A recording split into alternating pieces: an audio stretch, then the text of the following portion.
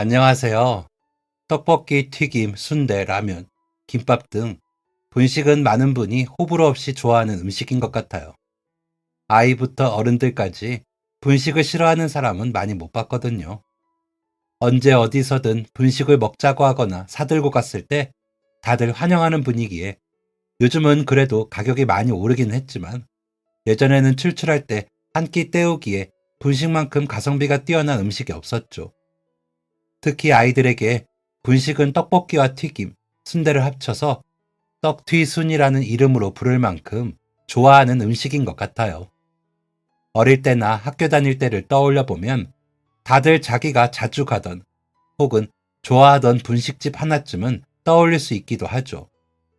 추억의 맛이라고 하면 많은 분이 학교 앞에서 먹던 그 떡볶이 참 맛있었는데 하는 이야기를 하더라고요. 제가 이런 이야기를 더 와닿게 느끼는 이유는 아마 학교 근처에서 분식집을 하고 있어서일지도 모르겠네요. 남편이랑 함께 학교 근처에서 분식집을 하고 있는데요. 원래 저희가 하던 가게는 아주 오래전부터 할머니께서 운영하던 가게였어요. 저희 친할머니는 아니고 제가 이 근처 학교를 나와서 저도 자주 할머니가 운영하던 분식집에서 친구들이랑 이것저것 사 먹곤을 했거든요.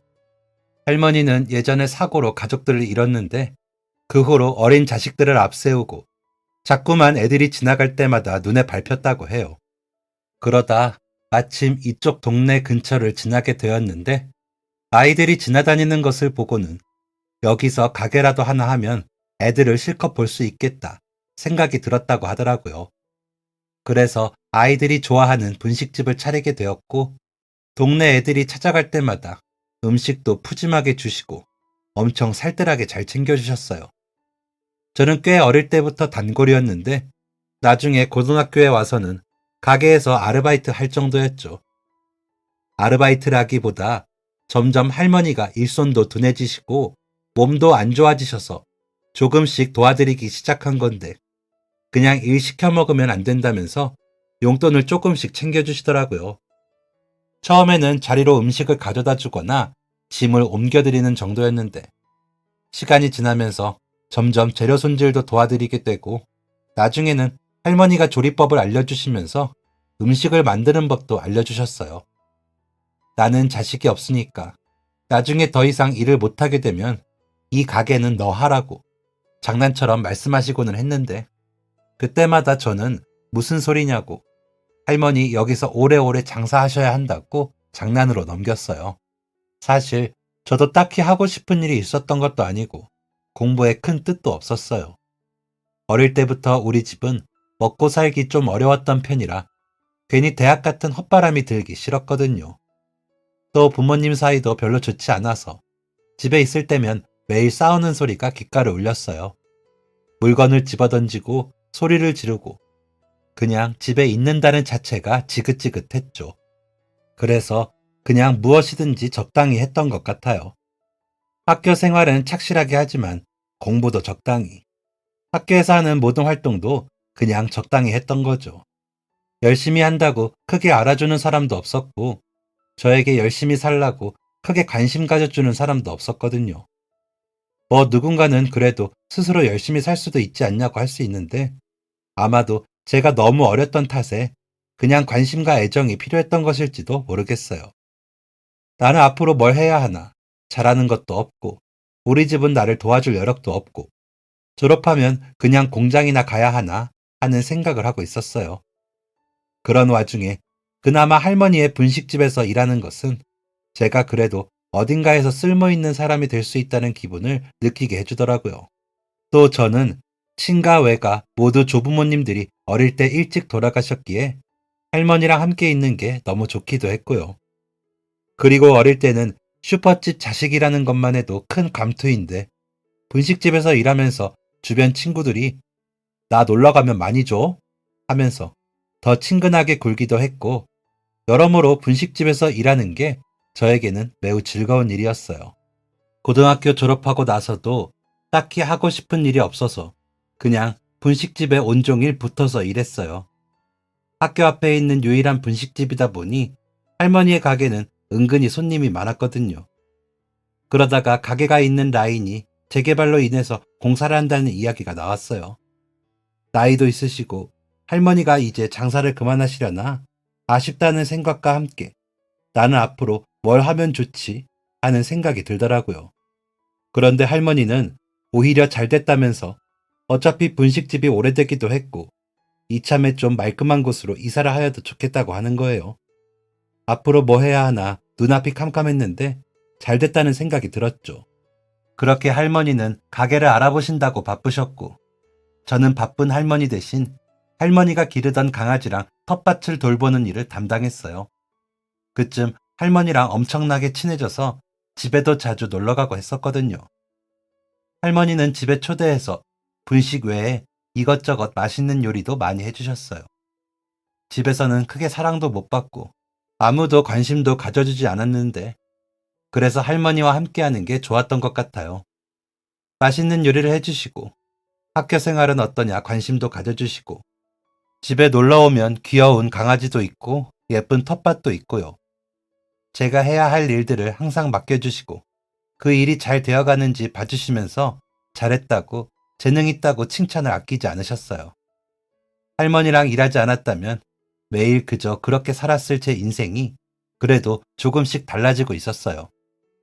그리고 얼마 후 할머니가 학교 뒤편 새로 들어오는 상가에 가게를 구했다고 했어요. 계약까지 마치고 며칠을 할머니랑 집기들을 깨끗하게 닦고 또 닦았어요. 그 사이 가게는 음식을 하기 위해 이런저런 설비랑 인테리어가 필요해서 사람들이 왔다 갔다 했어요. 그리고 거기서 저는 제 남편을 만났죠. 남편은 가게 내부의 컬러를 바꾸기 위해 불렀던 페인트 칠하는 아저씨의 보조였어요. 처음 페인트통과 도구를 잔뜩 들고 가게로 들어왔을 때 제 또래의 남자애가 작업자로 와서 깜짝 놀랐죠. 아니, 이렇게 어린 애가 작업을 한다고? 하면서 깜짝 놀랐는데요. 나중에 들어보니 남편도 아니, 이 나이에 분식집 사장님이라고? 아직 애 같은데? 엄청 부잣집 딸인가? 하면서 놀랐다고 하더라고요. 얼마 지나지 않아 저는 할머니가 남편은 작업반장님이 오면서 오해가 풀렸어요. 페인트가 여기저기 튄 옷을 입고 반장님을 따라다니면서 열심히 일하는 모습을 보고 솔직히 조금 멋있다는 생각이 들었어요. 저는 딱히 잘하는 것도 하고 싶은 것도 없는 사람인데 저 나이에 벌써 기술을 배우기 위해 사람들을 따라다니면서 일하다니 대단하다 싶었거든요. 물론 키 크고 얼굴이 좀 잘생긴 것도 있었어요. 여중여고를 졸업해서 분식집 일하면서 동네 남자애들 구경하는 게 전부였는데 그 중에서도 남편은 제가 그동안 동네에서는 보지 못했던 비주얼이었거든요. 큰 키에 듬직한 덩치.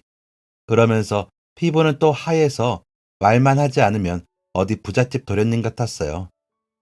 작업하는 동안 음료수도 챙겨주고 할머니가 만들어준 간식도 챙겨주면서 저랑 남편이랑 조금씩 친해졌어요. 요즘 애들 말로 하면 작업 건다고 해야 하나요? 일하는 분들을 살뜰히 챙겨주는 것 같았지만 사실 제 마음속에는 딴 생각이 있었죠. 그렇게 열심히 작업을 걸었는데 남편의 생각은 도통 알 수가 없었어요. 나한테 관심이 있는 건지 없는 건지 전혀 모르겠더라고요. 말도 잘 통하는 것 같고 먼저 와서 인사도 해주고 나중에 같이 이 앞에 산책이나 하러 가자니까 좋다고 하긴 하는데 대체 나한테 관심이 있었기에 그러는 건지 아니면 예의상 그렇게 대답을 하는 건지 너무 어렵더라고요. 저도 연애를 해본 적이 없이 만화책과 드라마로만 배웠기에 더 어려웠던 것 같기도 해요. 페인트 작업이 끝나고 이제는 이렇게 만날 기회도 없겠구나 하며 아쉬워하고 있었어요. 그동안 고생 많았습니다. 안녕히 계세요. 하고 인사를 하면서 돌아서는 남편 등을 보는데 핫딱지가 나더라고요. 아니, 내가 이 정도로 했으면 솔직히 누가 봐도 관심 있는 것을 다 알았을 텐데 저렇게 쌩하니 예의 차리는 인사나 하고 돌아서는 것을 보니까 그냥 나한테는 관심이 전혀 없나 보다 싶어서 막 열불이 났어요. 그래서 저도 다른 작업자분들에게는 살뜰하게 인사를 하고 남편한테만 쌀쌀맞게 대답하고는 돌아섰어요. 내 첫사랑은 이대로 끝이구나 하고 있는데 갑자기 뒤에서 남편이 저를 부르더라고요. 셀쭉한 표정으로 뒤를 돌아보니 어색한 표정의 남편이 어정쩡한 자세로 서 있었어요. 저는 무슨 일이냐고 냉랭하게 말하고 남편을 쳐다봤는데 의외의 대답이 들려왔죠. 지난번에 가자고 했던 산책이요. 내일 갈 수 있어요? 연애하자고, 결혼하자고 하는 이야기도 아니었는데 정말 심장이 미친 듯이 뛰었어요. 속으로 쾌재를 부르면서 마음속에서는 이미 춤을 추고 난리가 났죠. 앞서가는 것일 수도 있지만 귓가에는 이미 결혼식 연주곡이 울려 퍼지고 있었어요. 그저 산책하러 가자고 한 것뿐인데 이미 저는 결혼식장에 들어가는 상상까지 하고 있었죠. 그래서 다음날 함께 동네에 있는 천으로 산책하러 갔어요. 물이 흐르는 길을 따라서 피어있는 꽃들을 구경하며 쭉 걸었죠. 내가 남자랑 같이 산책하고 있다니 이게 꿈인가 생시인가 싶었어요. 저희는 많은 이야기를 나누었고 그러면서 조금씩 가까워지고 있었어요. 남편은 다음 날도 함께 산책하면 좋겠다고 이야기했고 저는 너무 좋다고 대답했죠. 그렇게 몇 번의 산책이 계속되고 계속되고 계속되다가 마침내 처음 산책을 시작했을 때 꿈꾸던 결혼식장에 들어섰던 제 모습이 현실이 되었어요. 그 사이 할머니랑 같이 하던 분식집도 성공적으로 오픈을 했어요. 자리를 옮겨서 장사를 시작하면서 자리 잡느라 시간이 조금 걸리긴 했지만 워낙 단골층이 탄탄했던 덕분에 다들 금방 새로운 가게에 적응하더라고요. 몇몇 분들은 예전 가게의 오래된 느낌이 사라지고 너무 새 건물이라 아쉬움이 느껴진다고 하기도 했지만 그래도 가게가 더 깔끔해지니 대다수의 분이 더욱 좋아해 주셨어요. 위치를 옮기고 나서는 근처의 초등학교랑도 가까워져 어린 손님들이 더 늘어나기도 했어요. 분식집 일도 잘 되고 연애도 순탄하게 흘러갔어요. 남편과는 2년 정도 연애하고 결혼하게 되었는데 남편은 어릴 때 부모님이 돌아가셔서 가족이 없이 혼자였고 저도 부모님이 결혼을 하든 말든 크게 신경 쓰지 않는 상황이라 저희는 결혼식은 생략하고 둘이 그동안 모은 돈으로 조금 깔끔한 집을 구했어요. 어차피 오라고 할 사람도 없고 괜히 결혼식이라는 것으로 돈을 쓰고 싶지 않았거든요. 혼인신고하고 저희의 보금자리로 이사를 하며 할머니는 저희 부모님도 신경 써주지 않던 신혼집을 채워주셨어요. 가구도 사주시고 부부 사이에는 이불을 잘 써야 행복하게 오래오래 산다면서 비싼 이불까지 해주셨어요. 오래오래 행복하게 살라면서 나무로 만든 원앙 장식까지 사주시더라고요. 그리고 저희가 결혼을 한 이후 점점 더 건강이 안 좋아지기 시작하면서 할머니는 가게를 저에게 맡기는 일이 더욱 늘어났어요. 처음에는 의자에 많이 앉아 계시고 집에서 조금 쉬다 나오신다면서 들어가시다가 어느 순간부터인가 아예 온종일 누워 계시기도 하고 기력이 없다면서 몇 날 며칠을 집에서만 시간을 보내기도 하셨죠. 나날이 쇠약해지는 할머니의 모습이 어쩌면 나이가 들어가면서 당연히 겪어야 할 일이지만 아직은 마음의 준비가 제대로 되지 않아 슬프기도 했어요. 기력 회복에 좋다는 약재를 다려서 드리기도 하고 몸보신 하라고 한의원에서 보약도 지어왔지만 할머니는 점점 더 누워있는 날이 많아졌어요. 그렇게 반년 정도 힘들게 하루하루를 지내시다가 결국 세상을 떠나셨어요. 마지막에는 너무 마르고 야위었고 밥도 제대로 드시지 못해 수액을 맞는 날도 많아졌어요. 그리고 할머니께서 돌아가시기 전 저에게 문서를 내밀었어요. 가게와 집을 저희 앞으로 물려주시겠다며 계약서를 제 명의로 바꾸셨더라고요. 매번 할머니께서 이 가게 너 하라고 할 때마다 그저 농담인 줄만 알았는데 마지막까지 할머니는 저에게 큰 선물을 남기고 떠나셨어요. 고등학교 때부터 할머니랑 같이 일해왔고 할머니의 레시피를 모두 알고 있었기에 가게를 제가 이어서 해도 손님들에게 변화는 없었어요. 종종 할머니를 그리워하고 보고 싶다고 하는 분들은 있었지만 그래도 음식 맛은 변하지 않았거든요. 오랜 단골분들도 할머니가 해주셨던 거랑 똑같은 맛이 난다며 오히려 신기해하기도 했어요. 역시 오래 함께 일하니까 손맛도 닮는 것 같다며 여전히 여기에 오면 추억의 맛을 느낄 수 있어서 좋다고 해주시더라고요. 가끔 어떤 분들은 돌아가신 할머니가 자기에게도 친할머니 같았다면서 돌아가셨다는 이야기 듣고 정말 아주 슬펐었는데 그래도 여기에 오면 아직도 할머니의 손맛을 느낄 수 있다고 계속 장사해줘서 정말 고맙다고 하시는 분들도 있었어요. 할머니를 좋아하던 손님분들이 많은 만큼 장례 때도 오랜 단골 손님들이 많이 방문했어요. 저희는 결혼식은 하지 않아도 할머니가 가시는 마지막 길은 제대로 챙겨드리고 싶어서 장례를 진행했거든요. 사실 할머니가 가족들이 돌아가셔서 장례식장이 텅 빈 채 쓸쓸할까봐 걱정을 많이 하기도 했는데 가게 앞에 할머니가 돌아가셨다는 이야기와 장례식장의 위치를 알리니 많은 분이 찾아주셨어요. 이제는 훌쩍 어른이 되어버린 남편, 아내와 함께 온 분들도 있고 이제 막 대학에 입학한 친구들이나 부모님과 함께 온 어린 친구들도 있었어요. 그동안 할머니를 사랑했던 많은 손님들이 장례식장을 든든하게 채워준 덕분에 마지막 가는 길이 외롭지 않으셨을 것 같아요. 할머니가 물려주신 가게를 계속해서 운영하고 싶었는데 아쉽게도 그럴 수가 없었어요. 주변이 재개발이 들어가면서 저희가 운영하던 가게 건물도 철거하기로 했거든요. 그래서 어쩔 수 없이 근처의 다른 상가로 가게를 옮기게 되었어요. 그런데 문제가 생겼어요. 아버지가 돌아가시고 홀로 남으셨던 어머니가 판매 사업에 잘못 손을 대서 돈을 좀 빌려달라고 하더라고요. 다단계 같은 사업이었는데 판매해야 할 물건 1년치를 떠넘겨 받았다며 그 물건값을 내야 하는데 돈이 없다고 빌려달라고 했어요. 저는 부모님께 이제까지 손 벌린 적도 없고 받을 것도 줄 것도 없다고 생각해서 냉정하게 거절하려고 했는데 남편의 생각은 다르더라고요. 제가 부모님을 탐탁지 않게 생각하는 마음은 잘 알지만 그래도 이렇게 해서 혹시나 어머니가 잘못되면 분명 신경 쓰일 거라고 나중에 후회하는 것보다 지금 도와드리는 게 낫다면서 말이죠. 저는 이 돈을 들이면 우리 이제 가게에 월세로 들어갈 수밖에 없다. 몫이 좋은 자리에도 가기 힘들다고 말했지만 남편은 차라리 그게 낫다고 했어요. 장인어른 돌아가시고 장모님도 혼자 많이 힘드셨을 거다.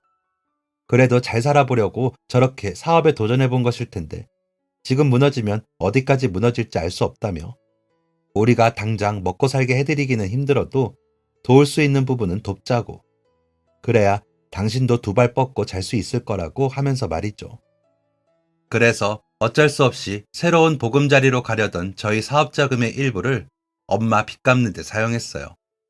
솔직히 내키지는 않았지만 남편 말이 틀린 것도 아니다 싶더라고요.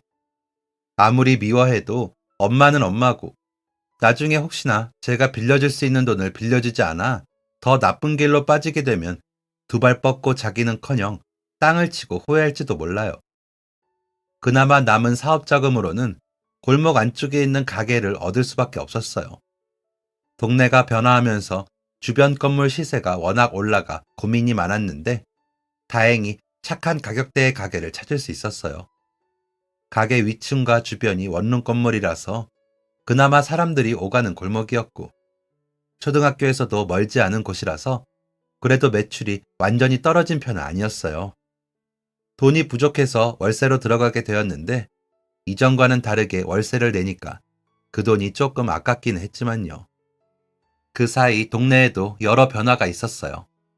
오래된 집들을 철거하고 거기에 아파트들이 들어서기도 했고 근처에 있던 여고는 이름을 바꿔서 남녀공학으로 바뀌기도 했어요. 아파트들이 들어서면서 어린이집도 이전보다 늘어났고 손님층도 예전에는 주로 여고생들이 많았다면 요즘은 어린 초등학생부터 엄마 손잡고 오는 유치원생과 어머니들이 늘어났어요.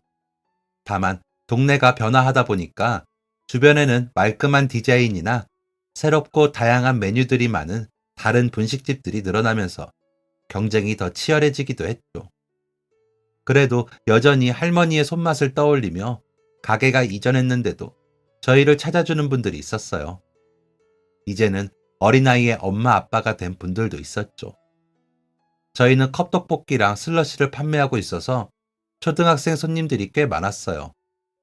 부모한테 받은 용돈을 들고 학교 끝나고 신나서 친구들이랑 한 손에는 떡볶이, 다른 손에는 슬러시를 들고 해맑게 웃는 아이들의 얼굴을 보면 저절로 행복해지더라고요. 저희에게 아이가 없어서 그런가 이상하게 아이들 웃는 얼굴이 너무 좋았어요. 할머니도 이런 마음으로 분식집을 운영하셨겠구나. 제가 나이가 들기 시작하니 이제는 그 마음을 헤아릴 수 있게 되었죠. 결혼한 지 꽤 오랜 시간이 되었지만 저희는 아이가 없었어요. 일부러 가지지 않으려던 것은 아니고 저와 남편에게는 가족복이 없는지 아이가 잘 생기지 않더라고요. 한번 임신하기는 했는데 엄마 일 때문에 스트레스를 많이 받아서 그런지 그맘때쯤 유산을 했어요. 남편도 저도 새로운 가족을 맞을 준비를 언제나 하고 있었는데 도통 아이가 생기지 않더라고요. 병원을 찾아볼까도 했지만 남편은 저희가 준비되면 자연스럽게 생길 거라면서 난임센터 다니는 분들 이야기를 들어보니 그 과정도 보통이 아니고 몸에도 무리를 준다면서 우리는 그냥 천천히 기다려보자고 했어요. 만나게 될 아이라면 언제든 찾아올 거라면서요. 그래서 어린 친구들이 손님으로 오면 뭔가 더 잘 챙겨주게 되었던 것 같아요. 우리가 그때 아이를 낳았다면 저 나이쯤 되었을까? 우리 애는 어떤 아이였을까? 이런저런 생각을 하게 되거든요.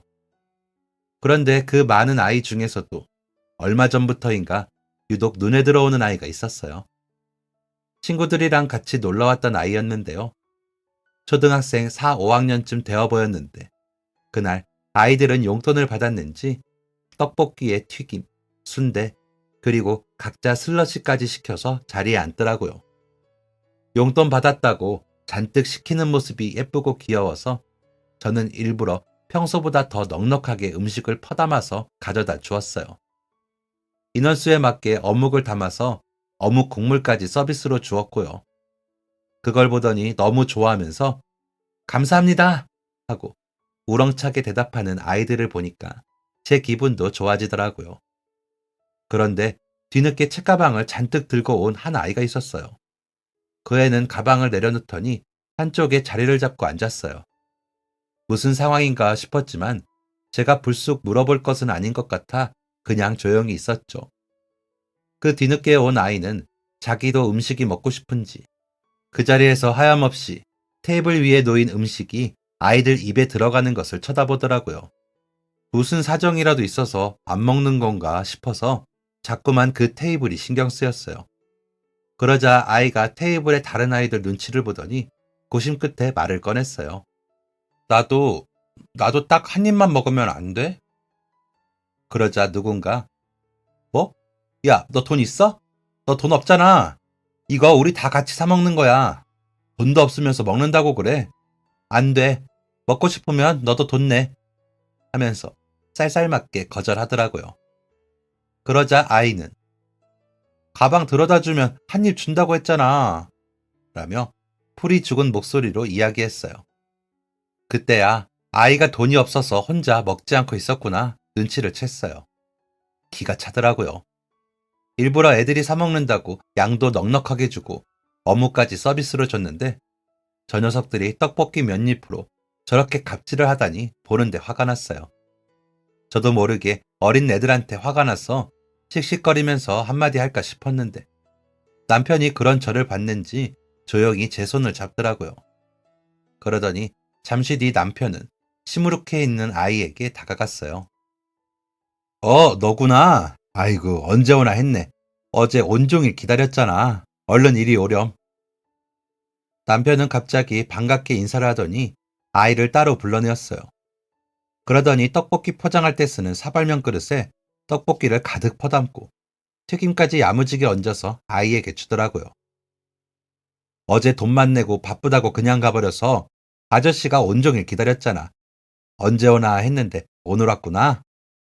아이는 당황해서 뭐라도 말을 하려는 것 같았는데 남편은 재빠르게 잘 되지도 않는 윙크를 하면서 아이의 손에 떡볶이를 들려주더라고요. 그제야 아이도 남편이 무엇을 하려고 했는지 눈치를 챘는지 잠시 곤란한 듯 망설이더니 떡볶이를 받아서 들고는 감사합니다 고개 숙여 인사를 하고 자리로 갔어요. 친구들은 무슨 일인가 싶어 아이와 저희 부부를 번갈아 보았는데 남편은 오히려 어묵 국물과 순대까지 잘라서 아이들 테이블로 가져다 주었어요. 음식을 다 먹고 아이들은 고맙습니다 인사를 하며 나갔고 떡볶이를 받았던 그 아이는 다른 애들이 다 나간 후에도 혼자 테이블을 정리하더니 그릇을 저희에게 가져다 주면서 다시 한번 고맙다고 고개 숙여 인사를 했어요. 괜찮아. 아저씨도 옛날에는 돈이 없어서 떡볶이가 너무 먹고 싶은데 먹지도 못하고 맨날 지나가면서 사람들 먹는 것만 침 흘리면서 쳐다보고 그랬거든. 그런데 지금 봐라. 이렇게 떡볶이는 물론 다른 맛있는 것도 먹고 싶을 때 마음대로 먹을 수 있게 됐어. 지금 당장 돈이 없다고 너무 기죽을 필요 없어. 공부 열심히 하고 나중에 어른 되면 이런 떡볶이 같은 거 언제든지 먹을 수 있거든. 언제든 배고플 때 오면 아줌마 아저씨가 맛있는 거 줄 테니까 부담스러워하지 말고 부끄러워하지 말고 언제든지 와. 알겠지? 남편은 아이의 어깨를 두드려주면서 말했어요. 아이는 잠깐 눈물이 글썽한 것 같았지만 이내 씩씩하게 털어내고는 감사하다고 큰 소리로 몇 번 더 인사를 하고는 가게를 나갔죠. 페인트 일을 하던 남편이랑은 제가 가게를 물려받은 이후부터 같이 분식집을 하고 있어요. 원래도 페인트 일을 하고 싶어서 했던 게 아니라 우연히 지인에게 소개받아서 돈을 벌려고 시작했던 거라고 하더라고요. 워낙 손재주가 좋은 사람이라서 그런지 분식집은 처음 하는 것인데도 몇 가지 알려주니까 금세 적응하더라고요. 사실 남편 역시도 오래전부터 분식집을 하나 차리는 게 꿈이라고 했어요. 남편의 이야기를 조금 해보자면 어린 시절로 돌아가야 해요. 어릴 때 부모님이 일찍 돌아가시고 남편은 보육원에서 지냈다고 해요. 처음에는 친척집에 맡겨졌었는데 다들 먹고 살기 어렵다는 이유로 다른 친척집으로 보내다가 결국은 더 이상 갈 곳이 없어졌다고 하더라고요. 그래서 보육원에 들어갔을 때는 차라리 마음이 편하다고 했어요. 쟤를 대체 어떻게 하면 좋을까 하며 처치곤란이라는 표정으로 무슨 짐덩어리 보듯이 자신을 보는 시선을 안 볼 수 있었으니까요. 어릴 때부터 눈칫밥을 먹고 자라다 보니 보육원 생활도 금방 적응할 수 있었어요. 다만 적응이 좀 안 되는 부분이 있었다면 학교 애들이 보육원에 산다며 부모 없는 애라고 놀리는 거였죠. 틀린 말도 아니고 그런다고 사실이 변하지도 않는데 애들이 놀릴 때마다 화가 났다고 했어요. 그래서 어릴 때는 애들이랑 많이 싸우기도 싸웠다고 하네요. 남편의 학교 근처에는 포장마차에서 떡볶이를 팔던 곳이 몇 개 붙어 있었다고 해요. 학교 애들은 끝나면 다들 그 떡볶이를 먹으러 동전 몇 개를 들고 포장마차에 쪼르르 달려갔는데요.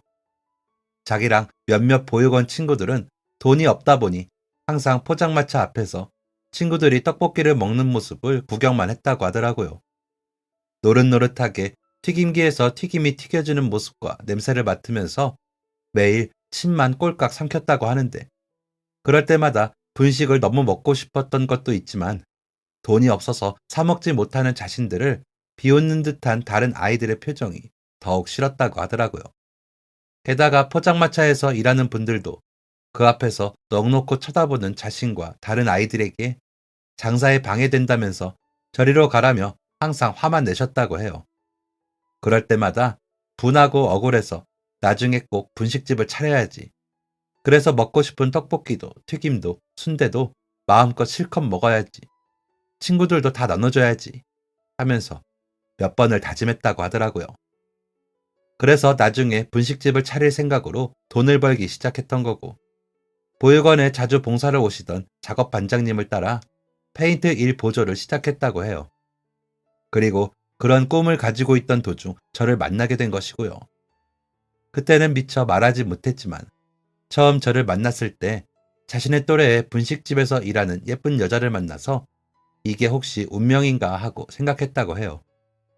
나중에 같이 분식집을 운영하는 꿈까지 꿨다고 하는데 그 당시 남편도 연애는 전혀 해보지 않았던 쑥맥이라 제가 호감을 표시하는 것도 좋아서 그러는지 모르고 그냥 자기 가게 일을 해주니까 작업자니까 친절하게 대해주려는 줄 알았다고 하네요. 결국 마지막 날이 되어서야 작업반장님이 어이구 눈치 없는 녀석아. 저 친구가 너 좋아하잖아. 너 이대로 그냥 갈 거야? 라고 물어봐서 그제야 눈치를 챘다고 하더라고요. 나중에 이 이야기를 듣고 어떻게 그렇게 눈치가 없을 수 있냐고 답답해했죠. 아무튼 이야기가 다시 저희의 연애대로 새기는 했지만 남편은 아이가 돈이 없어 분식을 먹지 못하는 모습을 보고 어릴 때의 자신이 떠올랐다고 해요. 어린 시절 떡볶이집 앞에서 먹지도 못하고 침 흘리면서 친구들이 먹는 모습만 바라보던 자신이 겹쳐 보여서 너무 안타까웠다고 하네요. 저 역시 아이가 돈 때문에 먹고 싶은 음식을 먹지 못하는 게 안타깝기도 했고, 무엇보다 같은 또래의 친구들에게 자기 잘못도 아닌 일로 무시를 받는 게 마음이 안 좋았어요. 돈이 없거나 가난한 상황을 아이가 선택할 수 있는 게 아닌데, 부유하지 못한 환경에 태어난 것이 그 애의 잘못도 아닌데, 그런 것 때문에 다른 친구들에게 무시당하고 불합리한 대우를 받는 게 마음이 너무 안 좋더라고요. 그 후로 저희 부부는 아이가 보일 때마다 떡볶이를 챙겨주었어요. 하교하는 아이 손에 컵떡볶이를 쥐어주기도 하고 슬러시를 주기도 하고 어떤 날에는 떡볶이에 튀김 순대를 잔뜩 싸서 들려보내기도 했어요. 아이는 받기만 하면 정말 미안하다고 자기가 뭐라도 하고 싶다면서 학교가 끝나고 가게에 와서 일손을 돕기도 했어요. 손님들이 먹고 난 테이블을 정리하고 쓰레기를 버리고 그 고사리 손으로 자기가 돕겠다고 나서는데 그러지 말라고 아무리 말려도 안 듣더라고요. 이렇게라도 해야 자기가 좀 더 편하게 먹을 수 있다면서 고집을 부렸어요. 저희 역시도 애가 괜히 부담스러워서 앞으로 저희가 주는 음식을 받지 않거나 가게에 오지 않는 것보다는 그게 나을지도 모르겠다는 생각이 들어 언젠가부터는 그냥 일손을 도울 수 있도록 일부러 작은 일들을 남겨주고는 했죠. 그렇게 저희는 아이에게 분식뿐만 아니라 저희가 먹을 식사를 위해 만든 반찬도 싸주고는 했는데요. 그러다 보니 아이는 꽤 자주 저희 가게에 찾아오게 되었어요. 그러던 어느 날, 그날도 아이한테 음식을 포장해 주려고 하는데 건물주분이 가게에 오셨더라고요. 저희 가게뿐만 아니라 이 건물 전체가 그분 거였는데 2층부터는 원룸들이 있다 보니 종종 세입자들이 불편한 사항은 없나 찾아오곤 하셨거든요. 60세 정도 되는 나이가 지긋한 어르신이었는데 조금 무뚝뚝한 분이라 평소에 찾아오셔도 그냥 한번 쓱 들러보거나 아니면 뭐 불편한 건 없냐 몇 마디를 하고는 가시는 게 전부였어요. 아무래도 말도 없으시고 표정도 딱딱한 편이라 마냥 편한 인상의 분은 아니었죠. 그날도 가게에 오셔서 저희는 간단하게 인사를 하고 떡볶이라도 포장해 드릴까 물어보려고 하는데 가게에 들어오시자마자 의자에 앉아서 숙제를 하는 아이를 보더니 깜짝 놀라시더라고요. 너무 화들짝 놀라시면서 그 아이한테 왜 여기에 있냐고 물어보셔서 저희까지 놀랐어요. 할아버지는 왜 여기 있어요? 아이가 할아버지라고 하길래 친손주인가 하면서 놀라는 눈만 바쁘게 굴리고 있는데 어르신이 처음 보는 표정으로 활짝 웃으시면서 오늘 여기 집중 하나가 벽지를 새로 해야 한다고 해서 왔지 하고 다정하게 이야기를 하시는 거예요. 그분의 그런 모습은 처음 봐서 정말 깜짝 놀랐어요. 아이는 친근한 사이인 듯 어르신에게 대롱대롱 매달려 환하게 웃더라고요. 어르신은 저희에게 아이와 아는 사이냐고 물으시면서 무슨 사연으로 이 애가 여기서 숙제하고 있냐고 물으셨어요. 아이는 저희 부부가 그동안 떡볶이랑 분식도 챙겨주고 반찬도 챙겨주고 과자나 슬러시 등 간식도 챙겨줬다면서 전부 다 공짜로 주셨다고 자랑하더라고요. 덕분에 그동안 맛있는 것도 실컷 먹고 자기도 그냥 받기 죄송해서 종종 여기 와서 테이블도 닦아주고 의자도 정리하고 일손을 도왔다고요. 건물주는 저희 부부와 아이들을 번갈아 보더니 그런 일이 있었냐고 알겠다고 하셨어요. 그리고 아이에게 집에 데려다 줄 테니 가자고 가방을 챙겨서 나갔죠. 도통 알 수 없는 표정으로 나가셔서 아이에게 음식을 챙겨준 게 좋은 건지 싫은 건지도 파악할 수 없었어요. 그렇게 저희 부부는 두 사람이 나간 후에도 한참을 어리둥절한 표정으로 있었죠. 아이는 돈이 없었는데 할아버지가 건물주의 분인 게 쉽게 이해가 되지 않았거든요. 그래서 할아버지가 반대하는 결혼을 해서 아이를 낳아 지원을 끄는 건가? 그래서 손주만 몰래 챙기시는 건가? 상황을 이해해보려 머리를 맞대고 이런저런 상황을 상상해 보았어요. 그 후 전 세계를 공포로 몰아넣은 코로나가 터졌어요. 초반에는 그냥 독감처럼 잠깐 유행하다 말겠지 싶었는데 시간이 갈수록 점점 심각해지더라고요. 특히 근처 학교의 학생들과 어린이집에 오가는 학부모님들이 주로 고객층을 이루었던 저희 가게는 매출이 급격히 떨어지기 시작했어요. 아이들이 학교와 어린이집에 오지 않으니 손님은 자연스럽게 줄어들 수밖에 없었죠. 게다가 매장에서 식사하기도 어려워지다 보니 더욱 어려워졌어요.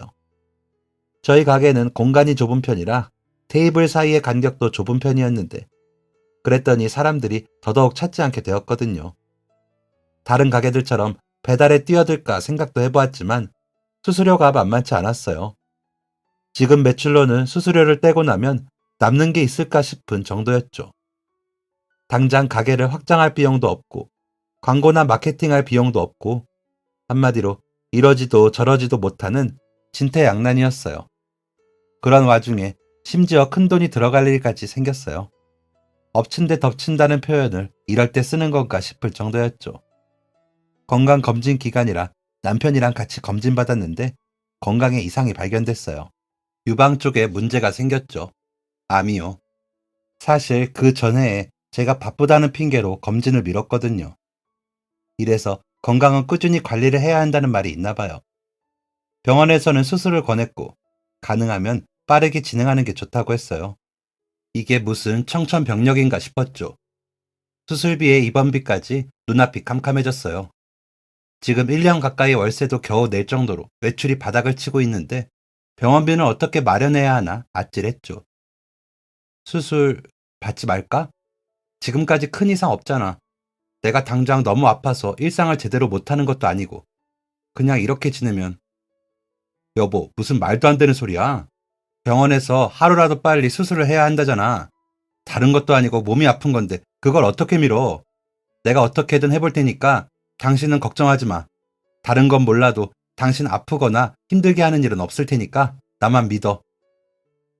남편은 이미 대리운전이랑 탁송으로 월세를 마련하기 위해 추가로 일하고 있던 상황이었어요. 그 와중에 제 병원비까지 마련하겠다고 잠은 제대로 자는 게 맞나 싶을 만큼 미친 듯이 일을 하고 있었죠. 그리고 얼마 후 돈이 준비되었다면서 수술 날짜를 잡자고 하더라고요. 저는 어떻게 마련한 거냐고 물었죠. 저희 가게는 보증금 2천에 월세 80의 매장이었는데 남편은 건물주에게 전화해서 혹시나 보증금 중 1천만 원 정도를 돌려받을 수 있는지 물어봤다고 해요. 아내 수술비 때문에 급하게 큰돈이 필요하게 되었다면서 어떻게 분할로라도 다시 채워둘 테니 제발 1천만 원만 돌려달라고 빌었다고 하네요. 그런데 이야기를 듣자마자 건물주분은 안 된다고 하셨다고 해요. 안 됩니다. 라고 짧게 대답하시더니 전화를 끊었다고 하네요. 남편은 다시 한번 전화를 걸어서 부탁하려고 했는데 갑자기 은행 계좌로 돈이 입금되었다는 알림을 받았어요. 그래서 확인해보니 자신이 이야기한 1천만 원이 통장으로 입금이 되었다고 하더라고요. 그러더니 건물주분이 문자를 보냈어요. 보증금에서 1천만 원을 돌려드릴 수는 없습니다. 그건 사장님 내외가 가게를 위해 투자한 돈이니까요. 다른 일도 아니고 부인이 아프시다고 하는데 그 돈을 뺄 수는 없죠. 보내드린 돈은 사장님 내외분을 위해서 제가 그냥 드리는 돈입니다. 그러니 갚을 필요 없습니다. 그동안 저에게 친손주 같은 아이를 돌봐준 것이 감사해 제가 할 수 있는 도움을 드리고 싶은 것이니 부담 가지실 필요도 없습니다. 덕분에 저는 무사히 수술에 들어갈 수 있었는데요. 다행히 결과도 무척이나 좋아서 회복 기간이 지나고 나면 일상을 무리 없이 지낼 수 있을 거라고 하더라고요. 그리고 감사함을 전하기 위해 이 소식을 건물주 분에게 알렸더니 과일 바구니를 사들고 병원으로 병문안을 와주셨어요. 저희가 챙겨주었던 아이까지 함께 말이죠. 아이는 제가 환자복을 입은 모습을 보고 걱정했지만 저는 덕분에 더 건강해진 거니까 걱정하지 말라고 이야기해 주었어요. 그리고 간호사분들을 따라서 한쪽에 마련된 어린이 도서관으로 향했죠. 그 사이 저희는 건물주분과 이런저런 이야기들을 나누었어요. 특히 돈을 보내주신 덕분에 무사히 수술받을 수 있었다고 몇 번이나 감사 인사를 전했죠. 그러자 건물주는 왜 그 돈을 그냥 주게 되었는지 이야기를 해주셨어요. 그리고 간호사분들을 따라서 한쪽에 마련된 어린이 도서관으로 향했죠. 그 사이 저희는 건물주분과 이런저런 이야기들을 나누었어요. 특히 돈을 보내주신 덕분에 무사히 수술받을 수 있었다고 몇 번이나 감사 인사를 전했죠. 그러자 건물주는 왜 그 돈을 그냥 주게 되었는지 이야기를 해주셨어요. 알고 보니 저희가 챙겨주었던 그 아이는 그분이 어렵게 대학을 다니던 시절 자신을 도와주었던 한 선배의 손주라고 하더라고요. 그분은 어릴 때부터 집안이 무척이나 가난했는데 공부에만은 특별한 재능이 있었다고 했어요. 그래서 좋은 대학에 가는 것을 꿈꿨지만 현실은 쉽지 않았죠. 어떻게든 장학금을 주는 곳으로 대학에 가기는 했지만 일하면서 대학에서 장학금을 받도록 성적을 유지하는 것도 쉽지 않았고 교재비부터 집세, 생활비 등 짊어져야 할 짐들이 너무나도 많았다고 해요. 하루하루 학교 생활을 하는 게 너무 지치고 이렇게 어렵게 대학을 졸업할 수 있을까? 가난한 내 삶에 그렇게 큰 의미가 있을까? 하면서 고민이 커졌다고 했어요. 그냥 이대로 대학을 포기하고 돈을 버는 게 낫지 않을까 싶은 생각이 들어 많은 방황을 했었는데 그때 한 선배가 자기 키다리 아저씨가 되어주었다고 했죠. 그 선배는 매일 자신에게 밥을 사주고 도서관에서 늦은 시간 공부할 때면 차로 집까지 데려다 주기도 했어요. 그리고 자기 집에 남는 방에 공짜로 들어와 살 수 있도록 도움을 주기도 했다고 하더라고요. 말 그대로 그 선배가 있었기에 지금의 자신이 있을 수 있다고 했어요. 아니었다면 대학을 그만두고 그냥 당장 돈이 되는 일을 할 수도 있었다고요. 그 선배가 경제적, 정신적으로 많은 지원을 해주었고 무사히 졸업하고 원하는 꿈을 이루도록 취업까지 할 수 있었다고 해요. 졸업 이후에도 종종 연락하고 지냈지만 각자 삶이 바빠지고 결혼하고 가정을 이루면서 연락이 뜸해졌어요. 그리고 오랜만에 찾아본 선배는 그동안 많은 일을 겪은 상태였죠. 운영하던 사업을 자식에게 물려주었는데 그 사업을 쫄딱 말아먹고는 아내는 집을 나갔고 아들은 손주 하나를 덜렁 자기 집에 맡겨두고는 사라졌다고 해요. 경제 상황이 어려워지다 그 선배분은 결국 정부에서 지원받는 처지가 되었고 그 상황에서도 어떻게든 손주를 키우기 위해서 동네 공공사업에 참여하고 폐지와 공병을 주우면서 생활을 이어가셨다고 하더라고요. 그 사실을 알게 된 건물주분은 그동안 자신이 제대로 찾아뵙지 못한 탓에 이렇게 어렵게 지내신 것 같아 하늘이 무너지는 기분이었다고 하더라고요. 그리고 그 후 선배와 손주에게 살만한 집을 얻어주고 생활비도 지원을 했다고 하네요. 그렇게 후원하고 있었는데 알고 보니 선배는 얼마 전부터 무릎이 좋지 않아 치료받고 있었다고 하더라고요.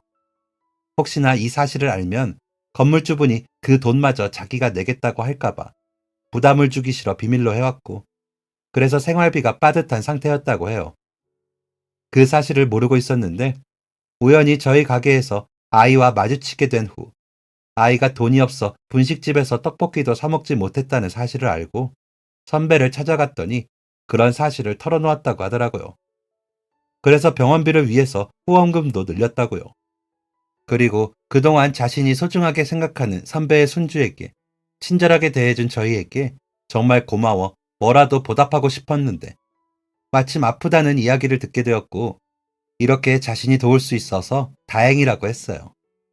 그 후 저는 무사히 퇴원하게 되었어요. 주변의 다른 분식집들로 인해서 더 이상 분식집을 운영하기에는 경쟁력이 없다고 판단한 저희는 그전부터 관심을 가지던 도시락 가게를 생각하게 되었는데요.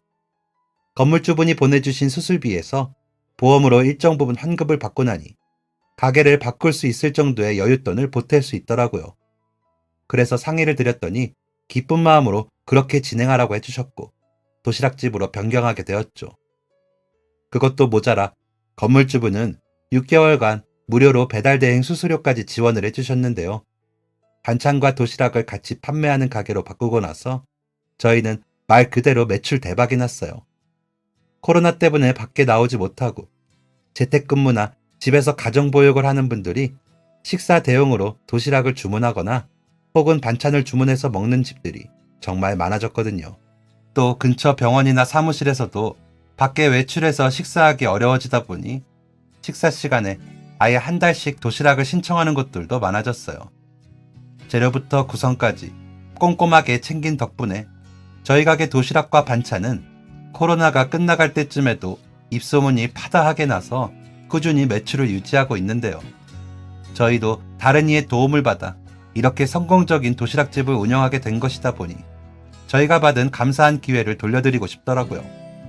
그래서 동네 어르신들과 생활이 어려운 아이들을 위해서 도시락 정기 나눔을 하고 있는데요. 저희 가게도 앞으로 쭉 잘 되고 앞으로도 이렇게 많은 분들을 도우면서 오순도순 남편과 행복하게 살 수 있으면 좋겠네요. 지금까지 사연 들어주셔서 감사합니다. 사연이 재밌으셨다면 구독과 좋아요를 눌러주세요. 감사합니다. 안녕히 계세요.